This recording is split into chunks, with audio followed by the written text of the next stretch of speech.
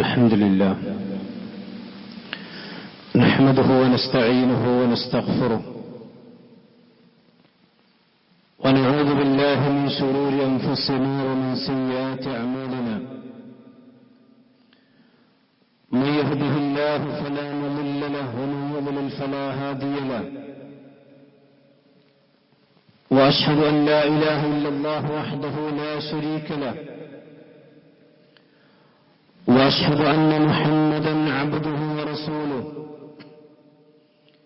اللهم صل على محمد وعلى آل محمد كما صليت على إبراهيم وعلى آل إبراهيم إنك حميد مجيد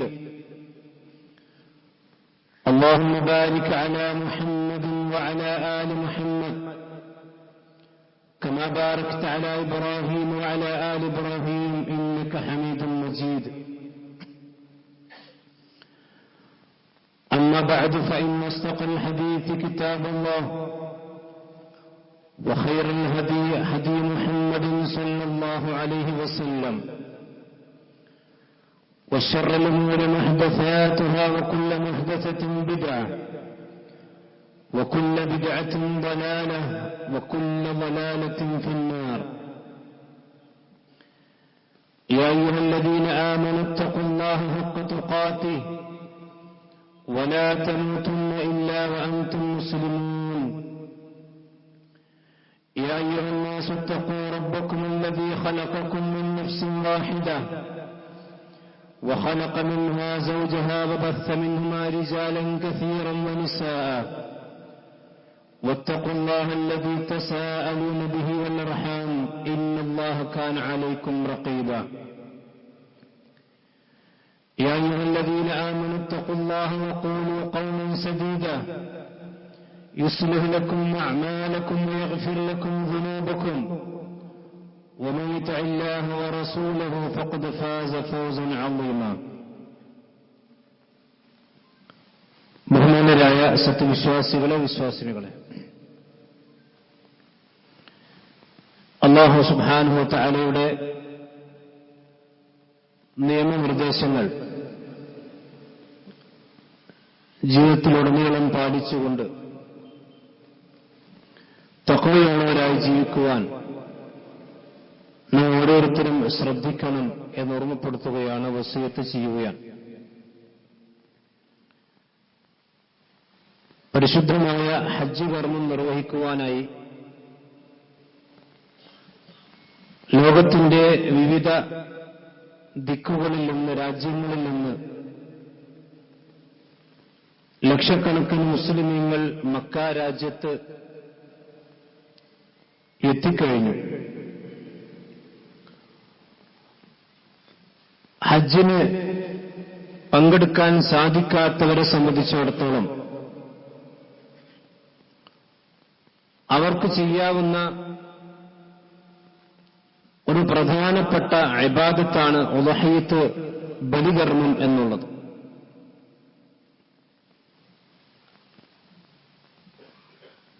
മഹാനായ ആദം നബി അലൈഹിസ്സലാത്തു വസ്സലാമയുടെ കാലം മുതൽക്കു തന്നെ ഈ ഒരു മഹത്തായ ആരാധനാ കർമ്മം നിലവിലുണ്ട് എന്നതാണ് വിശുദ്ധ ഖുർആൻ നമുക്ക് നൽകുന്ന പാഠം. മഹാനായ റസൂലുള്ളാഹി സ്വല്ലല്ലാഹു അലൈഹി വസല്ലമക്ക് നൽകപ്പെട്ട വിശുദ്ധമായ ശരീഅത്തിലും മുമ്പ് കഴിഞ്ഞുപോയ ശരീഅത്തിലുള്ളതുപോലെ തന്നെ ഈ ഒരു മഹത്തായ പുണ്യകരമായ കർമ്മം ഉണ്ട് എന്നുള്ളതാണ് നാം മനസ്സിലാക്കേണ്ടത്. വിശുദ്ധ ഖുർആനിൽ അല്ലാഹു പറഞ്ഞു, ഫസല്ലി ലിറബ്ബിക വൻഹർ, നീ നിന്റെ രക്ഷിതാവിന് വേണ്ടി നമസ്കരിക്കുകയും ബലിയറുക്കുകയും ചെയ്യുക.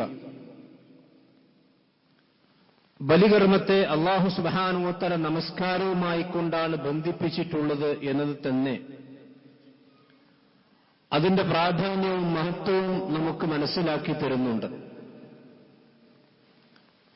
നമസ്കാരം പോലെ ഗൗരവത്തിലെടുക്കേണ്ട ഒരു ആരാധനാ കർമ്മമാണ് ഉദ്ഹിയ്യത്ത് എന്നുള്ളതാണ് ഇതിൽ നമുക്ക് മനസ്സിലാക്കേണ്ട ഗൗരവമായ ഒരു പാഠം. ഉളഹിയത്തിന്റെ വിധിയെ സംബന്ധിച്ച്, ഹുക്മിനെ സംബന്ധിച്ച് പണ്ഡിതന്മാർക്കിടയിൽ അഭിപ്രായ വ്യത്യാസമുണ്ട്. ശൈഖുൽ ഇസ്ലാം ഇബ്നു തൈമിയ്യ റഹ്മത്തുള്ളാഹി അലൈഹിയെ പോലെയുള്ള മഹാരഥന്മാരായ പണ്ഡിതന്മാർ സാമ്പത്തികമായ കഴിവുള്ള ആളുകളെ സംബന്ധിച്ചിടത്തോളം അത് നിർബന്ധമാണ്, വുജൂബാണ് എന്ന് പറഞ്ഞിട്ടുണ്ട്. എന്നാൽ ഇമാം നവവി റഹ്മത്തുള്ളാഹി അലൈഹി അദ്ദേഹം പറഞ്ഞിട്ടുള്ളത് അൽ ഉളഹിയ്യത്തു സുന്നത്തുൻ മുഅക്കദ എന്നതാണ്. എന്ന് പറഞ്ഞാൽ വാജിബാണ് എന്നുവരെ പറഞ്ഞ പണ്ഡിതന്മാർ ഉലമാക്കളുടെ കൂട്ടത്തിലുണ്ട്. അത്രയും ഗൗരവമുള്ള ഒരു ഇബാദത്തായി നമ്മളത് മനസ്സിലാക്കണം. ഇത് ഈ ഉമ്മത്തിൽ മാത്രമല്ല, വലിക്കുല്ലി ഉമ്മത്തിൻ ജഅൽനാ മൻസകൻ ലിയദ്കുറു ഇസ്മല്ലാഹി അലാ മാ റസഖഹും മിൻ ബഹീമത്തിൽ അൻആം. നിങ്ങൾക്ക് മുമ്പുള്ള എല്ലാ ഉമ്മത്തിലും ജഅൽനാ മൻസകൻ, നാം ഒരു ബലികർമ്മത്തെ അല്ലെങ്കിൽ ഒരു ബലിയെറുക്കുന്ന ഒരു നുസുക്കിനെ നാം നിശ്ചയിച്ചു കൊടുത്തിരുന്നു. ലിയദ്കുറു ഇസ്മല്ലാഹി അലാ മാ റസഖഹും മിൻ ബഹീമത്തിൽ അൻആം. അല്ലാഹു സുബ്ഹാനഹു വ തആല നിങ്ങൾക്ക് നൽകിയിട്ടുള്ള ബഹീമത്തുൽ അൻആം അഥവാ ആടുമാട് ഒട്ടകങ്ങൾ, അതിനാണ് ബഹീമത്തുൽ അൻആം എന്ന് പറയാം. ബലിയെറുക്കാൻ ശരീഅത്ത് അനുവദിച്ചു തന്നിട്ടുള്ള ആ മൃഗങ്ങളുടെ മേൽ അല്ലാഹു സുബ്ഹാനഹു വ തആലയുടെ നാമം ഉച്ചരിച്ചുകൊണ്ട് അതിൽ നിങ്ങൾ ബലിയെറുക്കുക എന്ന കർമ്മത്തെ എല്ലാ ഉമ്മത്തിലും അല്ലാഹു സുബ്ഹാനഹു വ തആല നിയമമാക്കിയിരുന്നു, നമ്മുടെ ഉമ്മത്തിൽ മാത്രമല്ല. ഫഇലാഹുക്കും ഇലാഹും വാഹിദ്. അതുകൊണ്ട് പടച്ചറബ് ആരാധ്യൻ, അവൻ ഏകനാണ്. ഫലഹു അസ്ലിമു വബശ്ശിരിൽ മുഖ്ബിതീൻ.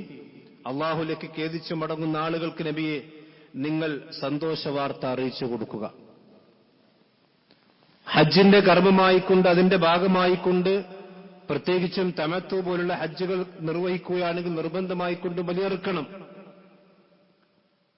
മഹാന ഇബ്രാഹിം നബി അലൈഹി സ്വലാത്തു വസ്സലാമയുടെ സ്മരണകൾ ഓർക്കുവാനും അദ്ദേഹത്തിന്റെ ത്യാഗോജ്ജലമായ ചരിത്രങ്ങൾ അയവിറക്കുവാനും വേണ്ടിയാണല്ലോ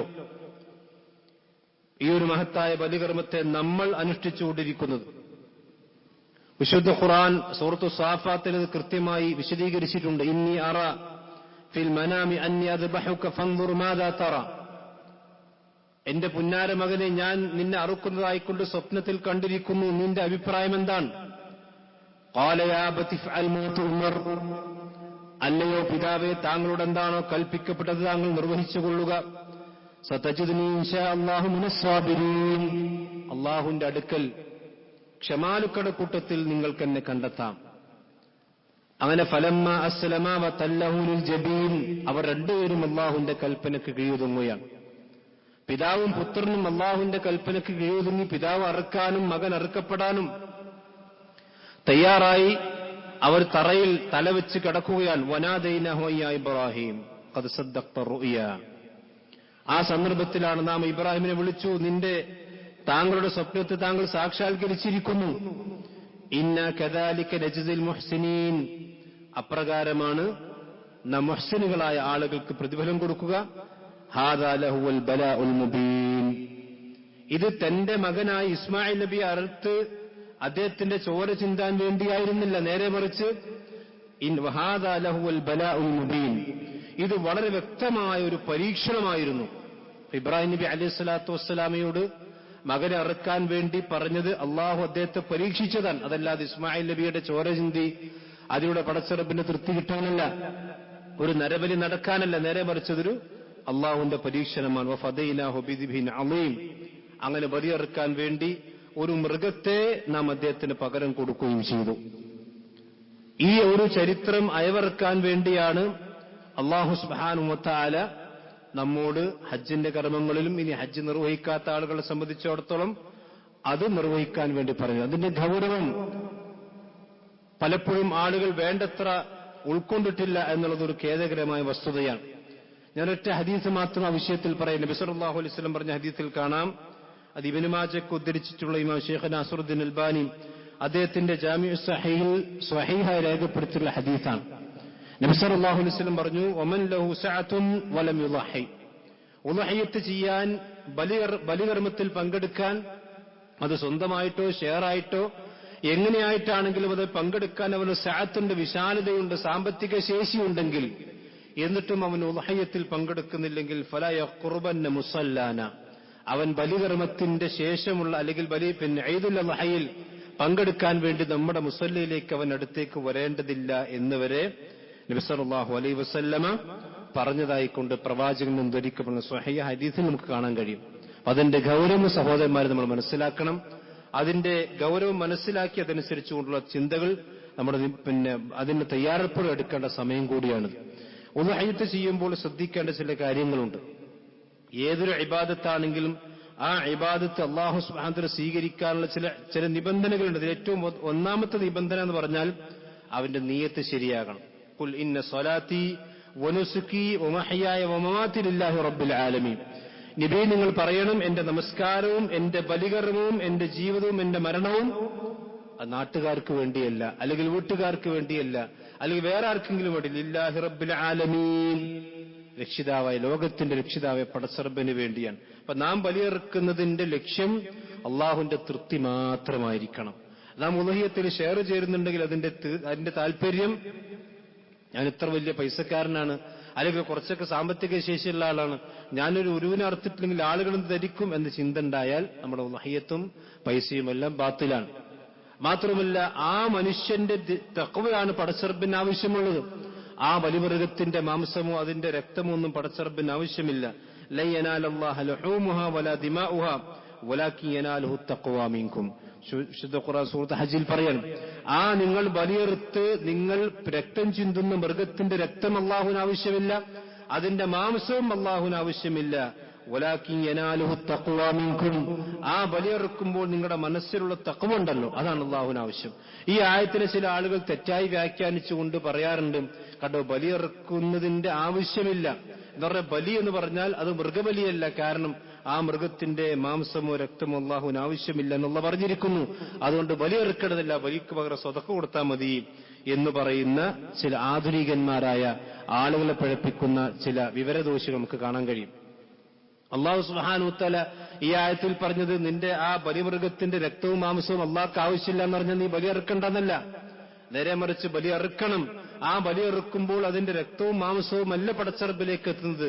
ആ രക്തം അത് അശുദ്ധമാണ്, അത് മനുഷ്യന്മാർക്ക് ഉപയോഗിക്കാൻ പറ്റില്ല. പക്ഷെ മാംസം അത് മനുഷ്യന്മാർക്ക് തന്നെ, ബലിയെറുത്തവന് തന്നെ തിന്നാവുന്നതാണ്. അതേസമയത്ത് ഏതൊരു ഇബാദത്ത് ചെയ്യുമ്പോഴും ആ ഇബാദത്ത് കൊണ്ടുണ്ടാകുന്ന ആധ്യാത്മികമായ ലക്ഷ്യം അത് മനുഷ്യന്റെ തഖ്വയാണ്. നിസ്കാരമാണെങ്കിൽ അങ്ങനെ തന്നെയാണ്. ഒരു മനുഷ്യനെ സംബന്ധിച്ചിടത്തോളം അവൻ നമസ്കരിക്കുമ്പോൾ അവന്റെ കൈയും ഒളു കൊടുക്കുമ്പോൾ അവന്റെ കൈയും കാലും ശുദ്ധമാകും. അപ്പൊ നിന്റെ കൈയും കാലും ശുദ്ധമാകലല്ല, നിന്റെ തഖ്വയാണ് എന്റെ ലക്ഷ്യം എന്ന് പറഞ്ഞാൽ കൈയും കാലും കൈകണ്ടതിന്റെ അർത്ഥമല്ല. ഒരു മനുഷ്യന് ഒളു കൊടുക്കുമ്പോൾ അല്ലെങ്കിൽ കുളിക്കുമ്പോൾ അവന്റെ ശാരീരികമായ ശുദ്ധി അവൻ ലഭിക്കുന്നുണ്ട്. ആ ശാരീരികമായ ശുദ്ധിയല്ല പ്രധാനമായിക്കൊണ്ട് നമസ്കാരത്തിന്റെ ലക്ഷ്യം. അള്ളാഹുവിന്റെ തഖ്വയാന്ന് പറഞ്ഞാൽ നിസ്കരിക്കുമ്പോൾ ഇനി ഒളു എടുക്കേണ്ടതല്ലോ, നേരെ മറിച്ച് ആ ഒളു എടുക്കുന്നതിന് അപ്പുറത്തുള്ള ഒരു തഖ്വയാണ് പടച്ചറബിലേക്ക് ആവശ്യമായിട്ടുള്ളത് എന്നതാണ്. മാത്രമല്ല, വിശുദ്ധ ഖുർആൻ തന്നെ കാണാം, ലിയശ്ഹദു മനാഫിഅ ലഹും, ആ ഉളുഹിയ്യത്ത് അറുക്കുന്ന നിങ്ങൾക്കും ചില ഉപകാരങ്ങളുണ്ട്, കാരണം അതിന്റെ മാംസം ആ ഉളുഹിയ്യത്ത് അറുത്ത ആളുകൾക്കും ഭക്ഷിക്കാവുന്നതാണ്. അതുപോലെ തന്നെ വൈദ്കുറു ഇസ്മല്ലാഹി ഫി അയ്യാമി മഅലൂമാത്തിൻ അലാ മാ റസഖു മിൻ ബഹീമത്തിൽ അൻആം, അല്ലാഹു സുബ്ഹാനഹു നമുക്ക് കീഴ്പ്പെടുത്തി തന്നിട്ടുള്ള ആ മൃഗത്തിൽ നിന്നായിരിക്കണം നമ്മൾ അറുക്കേണ്ടത്. അത് അല്ലാഹു സുബ്ഹാനഹു നമുക്ക് അത് അനുവദിച്ചു തന്നത്. ചില ആളുകൾ പറയാറുണ്ട്, അല്ലാഹു സുബ്ഹാനഹു വ തആല ഒരു മൃഗത്തിന്റെ രക്തം ചിന്തിയിട്ടാണോ അല്ലാഹുവിന്റെ തൃപ്തി നേടുക? ഇതൊക്കെ വളരെ ക്രൂരമായ കർമ്മങ്ങളല്ലേ? അല്ലെങ്കിൽ ഒരു മൃഗത്തെ അറുത്തുകൊണ്ട്, ആ പാവം സാധു മൃഗത്തെ അറുത്തുകൊണ്ടാണോ അല്ലാഹുവിന്റെ തൃപ്തി നേടേണ്ടത് എന്നൊക്കെ ചോദിക്കാറുണ്ട്. യഥാർത്ഥത്തിൽ ഒരു മനുഷ്യനെ സംബന്ധിച്ചിടത്തോളം അവന്റെ ഇബാദത്ത് നിർണയിക്കുന്നത് പടച്ചറബ്ബാണ്. നമ്മുടെ ബുദ്ധിക്കോ നമ്മുടെ യുക്തിക്കോ അനുസരിച്ചുകൊണ്ടല്ല അത് നിർണയിക്കേണ്ടത്. അല്ലാഹു സുബ്ഹാനഹു വ തആലയാണ് നമുക്ക് ബഹീമത്തുൽ അൻആമിനോട് പഠിച്ചത്. ഇവിടുത്തെ ആടുമാട് ഒട്ടകങ്ങളെ അല്ലാഹുവാണ് ഭൂമിയിൽ പഠിച്ചിട്ടുള്ളത്. ആ പടച്ചറബ്ബ് തന്നെയാണ് പറഞ്ഞത്, അതിന്റെ നിങ്ങൾക്ക് ഭക്ഷിക്കാൻ വേണ്ടിയും അതുപോലെ തന്നെ ഇബാദത്ത് എന്നുള്ളതിലെയും അതിൽ ചില സംഗതികൾ നിങ്ങൾ അറുക്കണം. അതെല്ലാ മൃഗങ്ങളെയും അറുക്കാൻ പറ്റൂല. അള്ളാഹ് നിശ്ചയിച്ചു തന്നിട്ടുള്ള ചില മൃഗങ്ങളുണ്ട്, ആ നിശ്ചയിച്ചു തന്ന മൃഗങ്ങളെ അറുക്കാൻ പറ്റുള്ളൂ, അതല്ലാത്തതിനെ അറുക്കാൻ പറ്റില്ല. അത് അല്ലാഹു സുബ്ഹാനഹു നിശ്ചയിച്ചു തന്നത് മനുഷ്യന്മാർക്ക് ഒരു പരീക്ഷണത്വം വേണ്ടിയും അതുപോലെ തന്നെ ഇത്തരത്തിലുള്ള ചില ആളുകൾ വഴിവെക്കുമെന്ന് അല്ലാഹു സുബ്ഹാനഹു മുൻകൂട്ടി അറിയുന്നതുകൊണ്ട് തന്നെയാണ്. മാത്രമല്ല, മഹാന സഈദ് ബിൻ മുസയ്യിബ് റഹ്മത്തുള്ളാഹി അലൈഹി പറഞ്ഞു കാണാൻ കഴിയും, ലൻ ഉളഹിയ ബിശാത്തിൻ അഹബ്ബു ഇലയ്യ മിൻ തസദ്ദഖ ബിമിഅത്തിൻ ദിർഹമിൻ. 100 ദിർഹം അല്ലാഹുവിന്റെ മാർഗ്ഗത്തിൽ സദഖ കൊടുക്കുന്നതിനേക്കാൾ എനിക്കിഷ്ടം ഒരു ചെറിയ ആടിനെയെങ്കിലും ഉളഹിയത്തായി അറുക്കലാണ് എന്ന് തന്നെയാണ് മഹാന്മാരായ പണ്ഡിതന്മാർ മനസ്സിലാക്കിയ. ഉളഹിയത്ത് എന്ന് പറഞ്ഞാൽ അത് ബലികർമ്മം തന്നെയാണ് നടത്തേണ്ടതല്ലാതെ അതിന്റെ പൈസ സദഖ കൊടുത്താൽ അത് ഉളഹിയത്തിന്റെ കൂലി കിട്ടുകയില്ല. അതുപോലെ തന്നെ ഉളഹിയത്ത് ഇറക്കുമ്പോൾ ഏത് കാര്യം സദഖ കൊടുക്കുകയാണെങ്കിൽ നല്ലതാണ് കൊടുക്കേണ്ടത്. ഉളഹിയത്തും അങ്ങനെ തന്നെയാണ്. യാ അയ്യുഹല്ലദീന ആമനു അൻഫിഖൂ മിൻ ത്വയ്യിബാതി മാ കസബതും. നിങ്ങൾ സമ്പാദിച്ചുണ്ടാക്കിയതിൽ നല്ലതാണ് നിങ്ങൾ അള്ളാന്റെ മാർഗത്തിൽ കൊടുക്കണം. അപ്പോൾ ഉളഹിയത്ത് അറക്കുകയാണെങ്കിൽ ഏറ്റവും നല്ല മൃഗം ആണ് അതിൽ അറക്കേണ്ടത്. അതിൽ യാതൊരു ന്യൂനത ഉണ്ടാകാൻ പാടില്ല. അർബഉൻ ലാ യജൂസു ഫിൽ ലഹായ. പ്രവാചകൻ പറഞ്ഞു 4 കാര്യങ്ങൾ അത് ഉളഹിയത്തിൽ ആ മൃഗത്തിൽ പറ്റുകയില്ല. ഒന്ന് അൽ ഔറ, കോങ്കണ്ണുള്ള കണ്ണിന് അസുഖമുള്ള അല്ലെങ്കിൽ കണ്ണിന് വൈകല്യമുള്ളതിന് പറ്റുകയില്ല. അതുപോലെ തന്നെ വൽ മരീള, രോഗിയായ മൃഗങ്ങളെ പറ്റുകയില്ല. നീച്ചടക്കാൻ ശേഷിയില്ലാത്ത അല്ലെങ്കിൽ ചാവാലികളായ മൃഗത്തെ ഒന്നും ഉളഹിയത്തിന് പറ്റൂല. അതുപോലെ തന്നെ വൽ ആർജ, അതുപോലെ തന്നെ മുടന്തുള്ള കാലിന് അസുഖമുള്ളതിനെ പറ്റുകയില്ല. അതുപോലെ തന്നെ വൽ കബീറ, വലിയ പ്രായം ചെന്ന് അങ്ങേയറ്റം എഴുന്നേറ്റ് നിൽക്കാൻ പോലും കഴിയാത്തതൊന്നും ഉളഹിയത്തിന് പറ്റുകയില്ല. നല്ല ആരോഗ്യമുള്ള, അതുപോലെ തന്നെ ശാരീരികമായ ശേഷിയുള്ള, രോഗങ്ങളില്ലാത്ത, അതുപോലെ തന്നെ കണ്ണിന് അസുഖമില്ലാത്ത, പല്ലിന് പ്രശ്നങ്ങളൊന്നുമില്ലാത്ത അങ്ങനത്തെ മൃഗങ്ങളാണ് ഉളഹിയത്തിന് അറുക്കേണ്ടത്. തുടർന്ന് കിട്ടാവുന്നതിൽ വെച്ച് ഏറ്റവും നല്ല മൃഗങ്ങളാണ് ഉളഹിയത്തിനായിക്കൊണ്ട് നമ്മൾ തെരഞ്ഞെടുക്കേണ്ടത്. മാത്രവുമല്ല പ്രവാചകൻ പറഞ്ഞു, കാത് കീറിയതും അതുപോലെ തന്നെ കൊമ്പ് പൊട്ടിയതും ഇതൊന്നും തന്നെ ഉളഹിയത്തിന് പറ്റുകയില്ല. ഇതെന്ന് പറഞ്ഞാൽ ഒരു മൃഗത്തെ സംബന്ധിച്ച് കണ്ടാൽ തന്നെ അതിന്റെ മേനിയും അതിന്റെ സൗന്ദര്യവും പൂർണ്ണമായ രൂപത്തിലുള്ളതായിരിക്കണം. പ്രത്യക്ഷമായ ഒരു ന്യൂനതയും ഇല്ലാത്ത മൃഗങ്ങളെയാണ് ബലിയറുക്കേണ്ടത് എന്നതാണ്. കാരണം അള്ളാഹുവിന്റെ മാർഗത്തിലല്ലേ കടക്കട്ടെ, ഏതെങ്കിലും ചാവാലി അറുക്കുക ഏത് പറഞ്ഞാൽ അത് ശരിയാവുകയില്ല. മാത്രവുമല്ല അബൂ ഉമാമ റളിയല്ലാഹു അൻഹു പറയാൻ, ഞങ്ങൾ ഉളഹിയത്തിന്റെ മൃഗത്തെ കുറച്ച് മുമ്പ് തന്നെ വാങ്ങും. ഉദയത്തറക്കാൻ ഉദ്ദേശിക്കുന്ന ആളുകൾ കുറച്ച് മുമ്പ് തന്നെ മൃഗങ്ങളെ വാങ്ങുകയും എന്നിട്ട് വക്കുന്നാ നുസമ്മിനുൽ അൽഹയ്യ, നിങ്ങളെ ഉളഹിയത്തിന്റെ മൃഗങ്ങളെ ഞങ്ങൾ വാങ്ങി നല്ലവണ്ണം തീറ്റിപ്പോറ്റി അതിനെ നല്ലവണ്ണം തടിച്ച് കൊഴുപ്പിക്കാറുണ്ടായിരുന്നു. മാത്രവുമല്ല വക്കാൽ മുസ്ലിമുന ബിൽ മദീന യുസ്മിനൂന, മദീനയിലെ എല്ലാ മുസ്ലിമീങ്ങളും അങ്ങനെ തന്നെയാണ് ചെയ്തിരുന്നത്. എന്ന് പറഞ്ഞാൽ ഉളഹിയത്തിന്റെ മൃഗത്തെ തലേന്ന് പോയി വാങ്ങി അറക്കല്ല, നേരെ മറിച്ച് കുറച്ച് മുമ്പ് വാങ്ങി അത് തയ്യാറാക്കി അതിന് നല്ല തീറ്റകളൊക്കെ കൊടുത്ത് നല്ലവണ്ണം അതിനെ പരിപാലിച്ചുകൊണ്ട് അതിനെ തടിച്ച് കൊഴുപ്പിക്കുന്ന രീതിയിൽ ഉള്ള രീതി സഹാബത്തിന്റെ കാലഘട്ടം മുതൽക്ക് നമ്മുടെ മുൻഗാമികളായ ആളുകൾ ചെയ്തിരുന്നു എന്നാണ് ഹദീത്തിൽ നിന്ന് മനസ്സിലാക്കാൻ സാധിക്കുന്നത്. അതേപോലെ തന്നെ നബി സല്ലല്ലാഹു അലൈഹി വസല്ലം പറഞ്ഞു, ഈ ഉദ്ഹിയത്ത് ഒരാളെ സംബന്ധിച്ചിടത്തോളം ഒറ്റയ്ക്ക് അറക്കാൻ കഴിയുമെങ്കിൽ അതാണ് ഏറ്റവും അഫ്ദൽ. ഒറ്റക്കറക്കാൻ ആടറക്കാൻ കഴിയുമെങ്കിൽ ആടറക്കാം. ഏതല്ല ഒരു ഉരുവിനെ തന്നെയും ഒറ്റക്കറക്കാൻ കഴിയുമെങ്കിൽ അത് ഒറ്റക്കറക്കലാണ് ഏറ്റവും അഫ്ദലായ കാര്യം. നബി സല്ലല്ലാഹു അലൈഹി വസല്ലം അങ്ങനെയാണ് അറുത്തിട്ടുള്ളത്. പ്രവാചകൻ സല്ലല്ലാഹു അലൈഹി വസല്ലം ആടിനെ അറുത്തതായിക്കൊണ്ട് കാണാൻ കഴിയും. അതുപോലെ തന്നെ ചില ഒട്ടകങ്ങളെയും പ്രവാചകൻ സല്ലല്ലാഹു അലൈഹി വസല്ലം അറുത്തതായിക്കൊണ്ട് ഹദീസിൽ കാണാൻ കഴിയും. അതിന് കഴിയാത്ത ആളുകളാണെങ്കിൽ അയാൾക്ക് മറ്റൊരാളെ കൂടി കൂട്ടാം. ഇനി 2 ആളും കൂടി കഴിയുന്നില്ലെങ്കിൽ 3 ആളെ കൂട്ടാം. 3 ആള് കഴിയുന്നില്ലെങ്കിൽ 4 ആളെ കൂട്ടാം. അങ്ങനെ ഒരു വ്യക്തിയെ സംബന്ധിച്ചിടത്തോളം 7 ആളുകൾ വരെ ഒരു ഉരുവിൽ ഷെയർ ചേരാം. അതല്ലാതെ 7 ആൾ ചേരും നിർബന്ധമല്ല. 4 ആൾക്കാർക്കാം, 3 ആൾക്കാർക്കാം. ചില ആൾക്ക് ഒറ്റയാണെന്ന് തെറ്റിദ്ധരിച്ചിട്ടുണ്ട്. ഒറ്റന്റെ വിഷയം ഇവിടെ അല്ല. കാരണം ഒരാളെ കഴിയുന്നില്ലെങ്കിൽ അയാൾക്ക് മറ്റൊരാളെ കൂട്ടാം എന്നാണ് വിധി. ആ 2 ആൾക്ക് കഴിയുന്നില്ലെങ്കിൽ 3 ആളാകാം. അത് 7 വരെ പോകാം. ആടിലല്ല, മറ്റു ഉരുക്കളിൽ അത് ആകാം. നബി സല്ലല്ലാഹു അലൈഹി വസല്ലം പറഞ്ഞ ഹദീസിൽ കാണുന്ന നഹർന മഅ റസൂലുള്ളാഹി സ്വല്ലല്ലാഹു അലൈഹി വസല്ലം അമൽ ഹുദൈബിയ അൽബുദ അൻ 7 വൽ ബഖർ അൻ 7. ഒട്ടകത്തിൽ നിന്ന് 7 ആള്, അതുപോലെ തന്നെ പശുവിൽ നിന്ന് 7 ആളും, അങ്ങനെ 7 ആളുകൾ പങ്കിട്ടുകൊണ്ട് ഞങ്ങൾ പ്രവാചകൻ സല്ലല്ലാഹു അലൈഹി വസല്ലമയുടെ കാലഘട്ടത്തിൽ ഉദ്ഹിയത്തിൽ പങ്കാളികളാകാറുണ്ട്. ഉദ്ഹിയത്തിൽ അത്രയും വലിയ സാമ്പത്തിക ബുദ്ധിമുട്ടുകളൊന്നും ഇല്ലാത്ത ആളുകൾ കഴിവിന്റെ പരമാവധി അതിൽ പങ്കാളികളാകാൻ വേണ്ടി ശ്രദ്ധിക്കണം. നമ്മുടെ മഹലിൽ 10,000 രൂപയാണ് നിശ്ചയിച്ചിട്ടുള്ളത്. അത് വല്ല കാര്യങ്ങളും ബാക്കി വരികയാണെങ്കിൽ ഇൻഷാ അല്ലാഹ് നമുക്ക് അതിന്റെ അതിന്റെ ആളുകൾക്ക് തന്നെ തിരിച്ചു കൊടുക്കും എന്ന് പറഞ്ഞ പരമാവധി പൈസയാണ് വാങ്ങിയിട്ടുള്ളത്. ഇൻഷാ അല്ലാഹ് അതിൽ കഴിവിന്റെ പരമാവധി ആളുകൾ പങ്കെടുക്കാൻ വേണ്ടി ശ്രദ്ധിക്കണം. സ്ത്രീകളെ സംബന്ധിച്ചിടത്തോളം സ്ത്രീകൾക്കും ഉദ്ഹിയത്തിൽ പങ്കാളികളാകാം. ഇത്തരം ഇബാദത്തുകളൊക്കെ വരുമ്പോൾ അതൊക്കെ ആണുങ്ങൾക്കുള്ളതല്ലേ എന്നാണ് പൊതുവെ സ്ത്രീകളുടെ ധാരണ. അങ്ങനെയല്ല. ഒരു കുടുംബനാഥൻ പങ്കാളിയാൽ സ്ത്രീകൾക്കും അത് മതിയാവുന്നതാണ്. അതേ സമയത്ത് ഒരു പെണ്ണിന് വേണമെങ്കിൽ ഉദ്ഹിയത്തിൽ ഷെയർ ചേരുന്നതിന് കുഴപ്പമില്ല. അവൾക്ക് സാമ്പത്തികമായി കൊണ്ട് ശേഷിയുണ്ടെങ്കിൽ അതിൽ പങ്കാളിയാകാവുന്നതാണ്. അതിനൊന്നും കുഴപ്പമുള്ള കാര്യമില്ല. പ്രവാചകൻ സല്ലല്ലാഹു അലൈഹി വസല്ലമയുടെ സഹാബത്തിന്റെ കാലഘട്ടത്തിൽ അത് നമുക്ക് മാതൃക എമ്പാടും കാണാൻ കഴിയുന്നതാണ്. പൊതുവെ സ്ത്രീകളെ സംബന്ധിച്ചിടത്തോളം ഇത്തരം ഇബാദത്തുകളും അതുപോലെ തന്നെ ദാനം കൊടുക്കുന്ന വിഷയത്തിലും സ്വതക്ക കൊടുക്കുന്ന വിഷയത്തിലൊക്കെ ആണുങ്ങളെ വളരെ പിന്നിലും അതുപോലെ തന്നെ ഒരു അലംഭാവം പൊതുവെ സമൂഹത്തിൽ കാണാറുണ്ട്. ഒരു പുരുഷനെ സംബന്ധിച്ചിടത്തോളം അവിടെ കുടുംബനാഥൻ കൊടുത്താൽ ഗ്രഹനാഥ കുതുഹിയത്ത് വീടും, അത് ശരി തന്നെയാണ്. പക്ഷേ അവർക്ക് കൊടുത്താൽ അവർക്ക് ഷെയർ ചെയ്താൽ അതിന് ഇസ്ലാമികമായിട്ട് തെറ്റുള്ള കാര്യമൊന്നുമല്ല. അവർക്കതിന്റെ ഷെയർ ചെയ്തതിന്റെ കൂലി കിട്ടുമെന്ന കാര്യത്തിൽ യാതൊരു തർക്കവും അതിന് തർക്കത്തിനും അവകാശമില്ല. മഹാൻ അബൂ അയ്യൂബ് അൽ അൻസാരി റളിയല്ലാഹു അൻഹു അദ്ദേഹം പറയാൻ, കാന റജുലുൻ ഹബിശാതി അൻഹു വഅന അഹ്ലി ബൈതി ഫയകുലൂന മുതഅമൂൻ. ഞങ്ങൾ റസൂലുള്ളാഹിന്റെ കാലഘട്ടത്തിൽ ഞങ്ങൾ ഒരു കുടുംബത്തിന് വേണ്ടി ബലി അറുക്കാറുണ്ട്, ആടിനെ അറുക്കാറുണ്ട്. ഇതിന് ഞങ്ങൾ അത് ഭക്ഷിക്കുകയും ഞങ്ങളുടെ കുടുംബത്തിൽപ്പെട്ട അല്ലെങ്കിൽ ഏറ്റവും അടുത്ത ഫക്കീർമാർക്കും മിസ്കീന്മാർക്കുമൊക്കെ അത് വിതരണം ചെയ്യാറുമുണ്ട് എന്ന് അബൂ അയ്യൂബ് അൽ അൻസാരി റളിയല്ലാഹു അൻഹു പറഞ്ഞതായിക്കൊണ്ട് കാണുക. അബൂ സ്വന്തം ഉളുഹിയത്ത് അറുത്തത് ആടിനെ ആണെങ്കിലും അതുപോലെ തന്നെ ഇനി പശുവിനെ അതുപോലത്തെ മറ്റെന്തെങ്കിലും മൃഗങ്ങളൊക്കെ ആണെങ്കിൽ അതിൽ നിന്നും അത് ഭക്ഷിക്കുന്നതിന് കുഴപ്പമില്ലെന്ന് മാത്രമല്ല ഫക്കുലു മിൻഹ എന്ന് അല്ലാഹു സുബ്ഹാനഹു വ തആല പറഞ്ഞിട്ടുണ്ട്. അപ്പൊ നമ്മുടെ ഒരു ഓഹരി അതിൽ നിന്ന് ഭക്ഷിക്കലാണ് നബി സല്ലല്ലാഹു അലൈഹി വസല്ലമയുടെ സുന്നത്ത് എന്ന് കൂടി നമ്മൾ മനസ്സിലാക്കണം. ഇനി ഉദ്ഹിയത്തിന് വേണ്ടി വാങ്ങിയൊരു മൃഗത്തെ നമ്മൾ ഒരിക്കലും വിൽക്കാൻ പാടില്ല. ഇനി അതിന് പിന്നീട് എന്തെങ്കിലും ന്യൂനതകൾ കണ്ടു എന്ന് വെക്കുക. നമ്മൾ ഒരു പോത്തിന് വാങ്ങി, ഇപ്പൊ നമ്മൾ അത് 2 ദിവസം കഴിഞ്ഞതിന് ശേഷമാണ് ആ മൃഗത്തിൽ എന്തെങ്കിലും ന്യൂനത കണ്ടതെങ്കിൽ അതിനെ വിറ്റിട്ട് നമുക്ക് പകരമൊന്ന് വാങ്ങാമെന്നല്ലാതെ അതൊരു കച്ചവട വസ്തുവാക്കി മാറ്റാൻ പാടില്ല. ഈ ഉദ്ഹിയത്തിന് വാങ്ങിയ മൃഗം അത് പ്രസവിക്കുകയാണെങ്കിൽ ആ പ്രസവിക്കപ്പെട്ട കുഞ്ഞിനെ കൂടി ആ ഉദ്ഹിയത്തിൽ ബലിയറുക്കേണ്ടതുണ്ട് എന്നുകൂടി നമ്മൾ മനസ്സിലാക്കണം. അതേപോലെ തന്നെ ബലിയറുക്കുമ്പോൾ നമ്മൾ പൊതുവെ ശ്രദ്ധിക്കേണ്ട കാര്യങ്ങൾ എന്താ ചോദിച്ചാൽ, പൊതുവെ ഈ അറവ് എന്ന് പറഞ്ഞാൽ ഒരു ക്രൂരതയായ ഒരു ഏർപ്പാടായി പലപ്പോഴും ആളുകൾ മനസ്സിലാക്കാറുണ്ട്. അങ്ങനെ ഇസ്ലാമിൽ ഏതൊരു കർമ്മം ചെയ്യുകയാണെങ്കിലും ആ കർമ്മത്തിന് ഇസ്ലാമിൽ റഹ്മത്തുൽ ആലമീനാണല്ലോ പ്രവാചകൻ കാരുണ്യം ഇതിലെല്ലാം പഠിപ്പിച്ചിട്ടുണ്ട്. എത്രത്തോളം ചോദിച്ചാൽ ഒരു മൃഗത്തിന്റെ അകിട്ടിൽ നിന്ന് പാല് കറക്കുന്നവൻ ആ പാല് കറക്കുന്നതിന് മുമ്പ് അവന്റെ നഖം വെട്ടി ശുദ്ധിയാക്കണമെന്ന് വരെ പഠിപ്പിച്ച മതാണ്. എന്ന് പറഞ്ഞാൽ അതിന്റെ ആ കറക്കുന്നവന്റെ നഖം തട്ടിയിട്ടതിന്റെ അകിടിന് വേദനിക്കാൻ, ആ പശുവിന് അല്ലെങ്കിൽ ആടിന് വേദനിക്കാൻ പോലും പാടില്ല എന്നുപോലും പഠിപ്പിച്ച, അത്രയും കാരുണ്യം പഠിപ്പിച്ച മതമാണ് ഇസ്ലാം.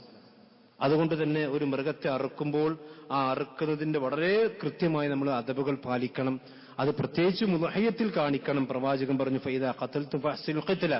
നിങ്ങൾ മൃഗത്തെ വധിക്കുകയാണെങ്കിൽ ഏതായാലും കൊല്ലല്ലേ, ഏതായാലും ജീവൻ പോകാനുള്ളതല്ലേ, അങ്ങനെയല്ല. പ്രവാചകൻ സല്ലല്ലാഹു അലൈഹി വസല്ലം ഒരു മനുഷ്യൻ അറുക്കാൻ വേണ്ടി ഒരു മൃഗത്തെ കിടത്തിയിട്ടുണ്ട്. ആ കിടത്തിയതിന് ശേഷമാണ് അയാൾ കത്തി മുറിച്ചു കൂട്ട് നമ്മുടെ പ്രവാചകൻ പറഞ്ഞു, ഇന്ന് അത് 2 പ്രാവശ്യമാണോ അറുത്തത് എന്ന് പ്രവാചകൻ ആ മനുഷ്യനോട് ചോദിച്ചു എന്ന് പറഞ്ഞാൽ ആ മൃഗത്തെ അറുക്കാൻ കിടത്തിയിട്ടല്ല നമ്മൾ വേറെ സംഗതികളെ കത്തി മുറിച്ചോട്ടിനും മറ്റൊക്കെ ചെയ്യില്ല. അത് വേഗത്തിൽ അറുക്കണം. അഹ്സിനുൽ ഖിത്ല, അഹ്സിൻ എന്ന് പറഞ്ഞാൽ ഏറ്റവും നല്ല രീതിയിൽ നിങ്ങൾ അതിനെ അറിവ് നടത്തണം. അതുകൊണ്ട് പ്രവാചകൻ ഫൈദാ ദബഹ്തും ഫഅഹ്സിനു ദിബ്ഹ ഫൽയഹുദ് അഹദുകും ശറഫതഹു, അവന്റെ കത്തി അവൻ നല്ലവണ്ണം മൂർച്ച കൂട്ടട്ടെ, വൽയുൽഹി ദബീഹതഹു, അവന്റെ ബലിമൃഗത്തിന് അവൻ നല്ല ആശ്വാസം കൊടുക്കട്ടെ എന്നതാണ്. എന്ന് പറഞ്ഞാൽ ആശ്വാസത്തിൽ ആദ്യം വെള്ളമൊക്കെ കൊടുത്തതിനെ സമാധാനിച്ച് ഒരു മൃഗത്തെ അറക്കുന്നത് മറ്റൊരു മൃഗം കാണാത്ത രൂപത്തിൽ അത് നിർത്തി ഇങ്ങനെ അതിന്റെ അദബുകൾ പാലിച്ചുകൊണ്ടായിരിക്കണം അറുക്കേണ്ടത് എന്ന് നബി സല്ലല്ലാഹു അലൈഹി വസല്ലം പഠിപ്പിച്ചത്. അല്ലാതെ ഏത് മൃഗത്തെ അറുക്കുമ്പോഴും ബാധകാട്ടും. അപ്പൊ നമ്മൾ ആളുകൾക്ക് നാട്ടിലൊക്കെ കോഴിനെ അറക്കുന്നതൊക്കെ കാണാം. ആ അറുക്കുന്നത് കണ്ടാൽ തന്നെ അതിനോടൊരു പാപം തോന്നിപ്പോ. നിങ്ങൾ ആലോചിച്ച് നോക്കും, കോഴിയാണെങ്കിലും അതിന് ജീവനുണ്ടല്ലോ, അതിന് അല്ലാഹു സുബ്ഹാനഹു വ തആല കൊടുത്ത റൂഹ് അതിലുമുണ്ട് വേദനയും പ്രാണനും പ്രാണവേദനയും ഒക്കെ ഏത് മൃഗത്തിനായാലും ഉണ്ടാകും. നമ്മുടെ കയ്യിൽ കത്തി പറ്റിയാലുള്ള വേദന എത്രയാണ്? അപ്പൊ അതിന്റെ കഴുത്തിൽ കത്തി പറ്റുമ്പോൾ അതിന് വേദന ഉണ്ടാകും. പക്ഷെ അത് കോഴി അറക്കുന്നതാണെങ്കിൽ പോലും പ്രവാചകൻ പറഞ്ഞ ഈ വാദകങ്ങളൊക്കെ കോഴിയെ ഉദയത്തിന് പറ്റൂല. എന്നാൽ ഞാൻ സാധാരണയായിക്കൊണ്ട് അറക്കുന്ന കാര്യം പറഞ്ഞതാണ്. ഏത് മൃഗമാണെങ്കിലും അതിനെ അറുക്കുന്നതിൽ കൃത്യമായിക്കൊണ്ട് അദബുകൾ പാലിച്ചുകൊണ്ടായിരിക്കണം അറുക്കേണ്ടത്. അതുപോലെ തന്നെ അയ്യാമുത്ത് തശ്രീഖിന്റെ ദിവസങ്ങൾ ഏത് ദിവസങ്ങളും അറുക്കാം, നമുക്കത് അറിയുന്ന കാര്യമാണ്. അതുപോലെ തന്നെ അറുത്തവന് ഒന്ന് തിന്നാൻ ഞാൻ നേരത്തെ പറഞ്ഞു, തിന്നലാണ് ഏറ്റവും കൂടുതൽ അനുയോജ്യമായിട്ടുള്ളത്. ഫദ്കുറുസ്മുല്ലാഹി അലൈഹ സവാഫ ഫൈദാ വജബത് ജുനൂബുഹ, നിങ്ങൾ അണിയായിക്കൊണ്ട് അവയെ നിർത്തുക. എന്നിട്ട് അതിന്റെ അറുക്കപ്പെട്ട് അതിന്റെ പാർശ്വഭാഗം ഭൂമിയിലേക്ക് വീണു കഴിഞ്ഞാൽ ഫക്കുലു മിൻഹ, നിങ്ങൾ അതിൽ നിന്ന് ഭക്ഷിക്കുക. വഅത്ഇമുൽ ഖാനിഅ വൽ മുഅ്തറ, ഖാനിഅ എന്ന് പറഞ്ഞാൽ വീട്ടിൽ അടങ്ങി ഒതുങ്ങിയിരിക്ക് ജോലിക്കൊന്നും പോകാൻ കഴിയാത്ത പാവങ്ങളായ മിസ്കീനുമാർ. ജാലിസു ഫീ ബൈത്തി എന്നാണ് തഫ്സീറിൽ ഇത് കാണാൻ കഴിയുന്നത്. എന്ന് പറഞ്ഞാൽ പാവങ്ങളായ ആളുകൾക്ക് അതിന് ഭക്ഷിപ്പിക്കാം. അതുപോലെ തന്നെ വൽ മുഅ്തർ, നിങ്ങളോട് ചോദിച്ചു വരുന്ന മാംസം ചോദിച്ചു വരുന്ന ആളുകൾക്കും നിങ്ങൾക്കതിൽ ഭക്ഷിപ്പിക്കാം. അത് മുസ്ലിമോ കാഫിറോ എന്ന വ്യത്യാസമല്ല. ഉളഹിയത്തിനെ സംബന്ധിച്ചിടത്തോളം ഉളഹിയത്തിന്റെ മാംസം മുസ്ലിമീങ്ങൾക്ക് മാത്രമേ കൊടുക്കാൻ പാടുള്ളൂ എന്ന് നിയമം ഇസ്ലാമില്ല. മുസ്ലിമീങ്ങൾ അല്ലാത്തവർക്കും കൊടുക്കാവുന്നതാണ്. ഉളഹിയത്തിന്റെ മാംസം കൊടുക്കാവുന്നതാണ്. ഇനി അതിന്റെ അയൽവാസികളൊക്കെ ആണെങ്കിൽ പ്രത്യേകിച്ചും കൊടുക്കാവുന്നതാണ് എന്നാണ് കൃത്യമായി നമ്മൾ മനസ്സിലാക്കുന്നത്. അതുപോലെ തന്നെ ഉളഹിയത്തിന്റെ തോലൊരിക്കലും വിൽപ്പന ചരക്കാക്കാൻ പാടില്ല. അത് മറ്റുള്ള ആളുകൾക്ക് അത് സ്വതക്ക കൊടുക്കേണ്ടതാണ് എന്നാണ് പ്രവാചകന്റെ വില സ്വതക്ക കൊടുക്കണമെന്നാണ് പ്രവാചകൻ പഠിപ്പിച്ചത്. അമർനി റസൂലുള്ളാഹി സ്വല്ലല്ലാഹു അലൈഹി വസല്ലം അൻ നഖൂമ അലാ ബുദ്നിഹി, പ്രവാചകന്റെ മൃഗത്തെ അറുക്കാൻ വേണ്ടി പ്രവാചകനെ ഏൽപ്പിച്ചു. അലി റളിയല്ലാഹു അൻഹു പറയാൻ, ഇതിൽ നഖ്സിമു ലുഹൂമഹ, അതിന്റെ മാംസങ്ങളൊക്കെ ആളുകൾക്ക് വിതരണം ചെയ്യാനും പ്രവാചകനെ ഏൽപ്പിച്ചു. വജുലൂദഹ അലൽ മസാക്കീൻ, ആ അറുത്ത മൃഗത്തിന്റെ തോലുകൾ, ആ തോലുകൾ മിസ്കീനന്മാരായ ആളുകൾക്ക് വിതരണം ചെയ്യുക. തോല് മിസ്കീനന്മാരായ ആൾക്ക് കൊടുത്താൽ ഉപകാരമില്ലെങ്കിൽ അത് വിറ്റിട്ട് അതിന്റെ പൈസ മിസ്കീനന്മാരായ ആൾക്ക് കൊടുക്കണം. ജാസിരി, അതിന്റെ അറവുകാരൻ അതിൽ നിന്ന് ഒന്നും തന്നെ സ്വതക്കയായിട്ടോ അല്ലെങ്കിൽ അറവുകാരന് അതിൽ നിന്ന് ഒരിക്കലും കൂലിയായി കൊണ്ട് കൊടുക്കാൻ പാടില്ല എന്നതുകൂടി നമ്മൾ പ്രവാചകൻ സല്ലല്ലാഹു അലൈഹി വസല്ലമയുടെ സുന്നത്തി വിഷയത്തിലുണ്ട് എന്ന് നമ്മൾ മനസ്സിലാക്കണം. അതുപോലെ തന്നെ ഞാൻ നേരത്തെ പറഞ്ഞു, ഈ ഉളുഹിയത്തിന്റെ മൃഗം അതിനെ ആദരിക്കുകയും ബഹുമാനിക്കുകയാണ്. അത് കേവലം ഒരു പോത്താണെങ്കിൽ പോലും ആ ഒരു പോത്ത് ഇസ്ലാമിന് വേണ്ടി ബലിയെറുക്കാൻ വേണ്ടി നിശ്ചയിക്കപ്പെട്ട ഉളുഹിയത്തിന് മൃഗമാണെങ്കിൽ അതിനോട് ചില പ്രത്യേകമായ കാരുണ്യം കാണിക്കണം. വൽബുദല ജഅൽനാഹ ലക്കും മിൻ ശആഇരില്ലാഹ്, സൂറത്തു ഹജ്ജിൽ അല്ലാഹു പറഞ്ഞതാണ്. ബലിമൃഗത്തെ അല്ലാഹു സുബ്ഹാനഹു വ തആല നിങ്ങൾക്ക് അല്ലാഹുവിന്റെ ചിഹ്നമായി നിശ്ചയിച്ചു തന്നിരിക്കുന്നു. വമൻ യുഅള്ളിം ശആയിറല്ലാഹി ഫഇന്നഹാ മിൻ തഖ്വൽ ഖുലൂബ്, അല്ലാഹുവിന്റെ ചിഹ്നങ്ങൾ ആരെങ്കിലും ആദരിക്കുന്നുണ്ടെങ്കിൽ ബഹുമാനിക്കുന്നുണ്ടെങ്കിൽ അതാ മനുഷ്യന്റെ തഖ്വയുടെ ഭാഗമാണ്. അപ്പൊ സംഗതി പോത്തന്നെയാണ്, നാൽക്കാലിയാണ്, ബുദ്ധിയില്ലാത്ത ജീവി, ഒക്കെ ശരിയാണ്. പക്ഷെ നമ്മൾ ഉളഹിയത്തിന് വേണ്ടി തെരഞ്ഞെടുത്ത മൃഗമാണെങ്കിൽ ആ മൃഗത്തിന് മറ്റു മൃഗങ്ങളിലേക്ക് ചില പ്രത്യേകതകളും ചില മഹത്വങ്ങളും ഉണ്ട്. അത് അള്ളാഹുവിന്റെ ചിഹ്നങ്ങളിൽപ്പെട്ട മൃഗമാണ്. ആ മൃഗങ്ങളെ ആദരിക്കുകയും ബഹുമാനിക്കുകയും അതിനെ ഭക്ഷിപ്പിക്കുകയും ചെയ്യുക എന്നുള്ളത് ഒരു മനുഷ്യന്റെ തഖ്വയുടെ ഭാഗമായിട്ട് അള്ളാഹുവിന്റെ ഖുർആൻ നമുക്ക് പഠിപ്പിച്ചിരുന്ന കാര്യമാണ്. അതുകൊണ്ട് കഴിവിന്റെ പരമാവധി ആളുകൾ ഇത്തരത്തിൽ നന്മകൾ പങ്കെടുക്കാൻ വേണ്ടി ശ്രദ്ധിക്കണം. അള്ളാഹു സുബ്ഹാനഹു വ തആല അവന്റെ ദീൻ അനുസരിച്ചുകൊണ്ട് ജീവിക്കുന്ന യഥാർത്ഥ മുഅ്മിനീങ്ങളിൽ അള്ളാഹു നമ്മെ എല്ലാം ഉൾപ്പെടുത്തി അനുഗ്രഹിക്കുമാറാവട്ടെ.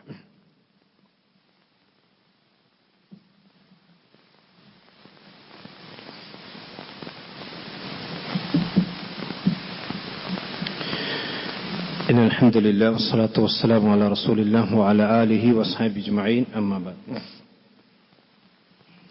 ഒരിക്കൽ കൂടി അല്ലാഹു സുബ്ഹാനഹു വ തആല സൂക്ഷിച്ചുകൊണ്ട് ജീവിക്കണമെന്ന് എല്ലാവരെയും ഓർമ്മപ്പെടുത്തുകയാണ്. പരിശുദ്ധമായ ഹജ്ജ് കർമ്മത്തിന്റെ ഇഹ്റാമിലേക്ക് ഒരു മനുഷ്യൻ പ്രവേശിച്ചു കഴിഞ്ഞാൽ ആ ഇഹ്റാമിൽ അയാളെ സംബന്ധിച്ചിടത്തോളം ഇഹ്റാമിലേക്ക് പ്രവേശിക്കുന്നതിന് മുമ്പ് ഹലാലായ പലതും അയാളെ സംബന്ധിച്ചിടത്തോളം നിഷിദ്ധമാകും. ഭാര്യഭർത്തൃ ബന്ധങ്ങൾ, അതുപോലെ തന്നെ മുടി എടുക്കുക, അതുപോലെ തന്നെ നഖം വെട്ടുക, സുഗന്ധം ഉപയോഗിക്കുക, ഇങ്ങനെ ഒരുപാട് കാര്യങ്ങൾ ഹജ്ജിന്റെ ഇഹ്റാമിൽ ബാധകമാണ്. അതിനോട് സാദൃശ്യം എന്നുള്ള നിലക്ക് തന്നെ ഉളഹിയത്ത് അറുക്കുന്ന ആളുകളെ സംബന്ധിച്ചിടത്തോളം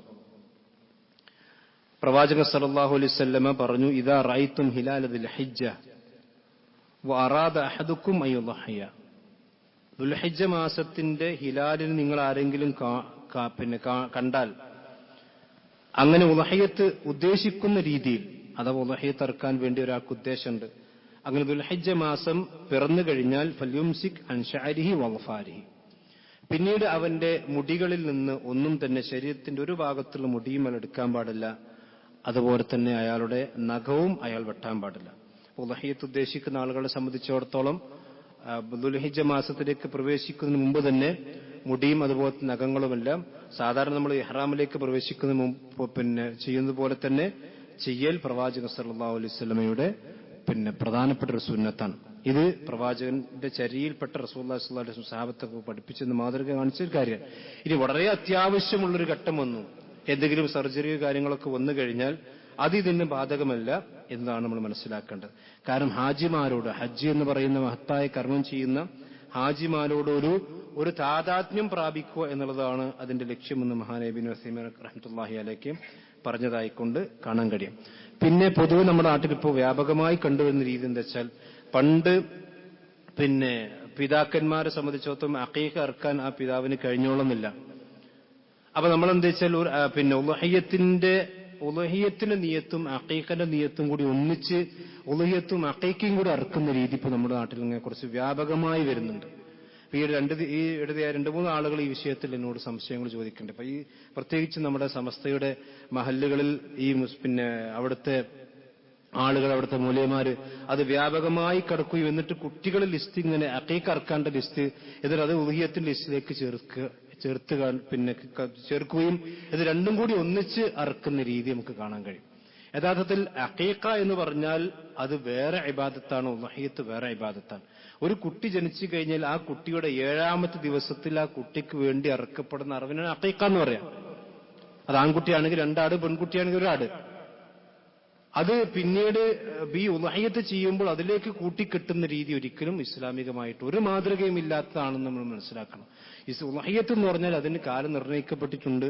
അത് ദുൽഹിജ്ജ 10 മുതൽ 13 വരെ അത് ഇറക്കാൻ പറ്റുള്ളൂ. ദുൽഹിജ്ജ 14 ഉളുഹിയ്യത്ത് അർത്താൽ ഉളുഹിയ്യത്ത് ശരിയാവില്ല. ദുൽഹിജ്ജ 9 അർത്താൽ ശരിയാവില്ല. പിന്നെ ഈ 2 ഇബാദത്തും കൂടി കൂട്ടിക്കലർത്തി ആളുകളെ ഇബാദത്തുകളെ വസ്വാസാക്കുന്ന രീതി വ്യാപകമായി വർദ്ധിച്ചു വരാൻ. അങ്ങനെയാണല്ലോ ഒരു സംഗതി ഒരു മഹല്ല് തുടങ്ങി വെച്ചാൽ, പിന്നെ ഒരു മുസ്ലിം തുടങ്ങി വെച്ചാൽ അത് പിന്നെ ബാക്കിയുള്ളടത്തൊക്കെ ഇങ്ങനെ വ്യാപകമാകും. അതിന് ഖുർആനും സുന്നത്തിലും തെളിവുണ്ടോ പ്രമാണമുണ്ടോ എന്നുള്ളത് നോക്കേണ്ടതില്ല. അപ്പൊ അത് സഹോദരന്മാർ, അങ്ങനെയുള്ള സംഗതികളൊന്നുമില്ല. ഉളുഹിയ്യത്ത് നമ്മൾ ഉളുഹിയ്യത്തായിട്ട് തന്നെ അറക്കണം, അത് അങ്ങനെ തന്നെ അറക്കണം.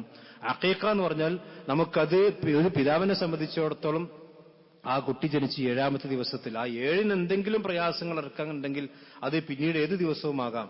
അതാണ് ഉലമാക്കൾ പറഞ്ഞിട്ടുള്ളത്. 7 ആണ് റസൂലുള്ളാഹി സ്വല്ലല്ലാഹു അലൈഹി വസല്ലം പഠിപ്പിച്ച സുന്നത്ത്. ആ സുന്നത്ത് അന്ന് അയാൾക്ക് എന്തെങ്കിലും ആ കുട്ടിക്ക് അസുഖം മൂലമോ, കാരണം 7ന്റെ അന്ന് ആ കുട്ടിക്ക് പേര് വിളിക്കണം നിർബന്ധമായിക്കൊണ്ടും, അതുപോലെ തന്നെ ആ കുട്ടിയുടെ മുടി കളയണം, അഖീഖ അറക്കണം. ഈ 3 കർമ്മങ്ങളാണുള്ളത്.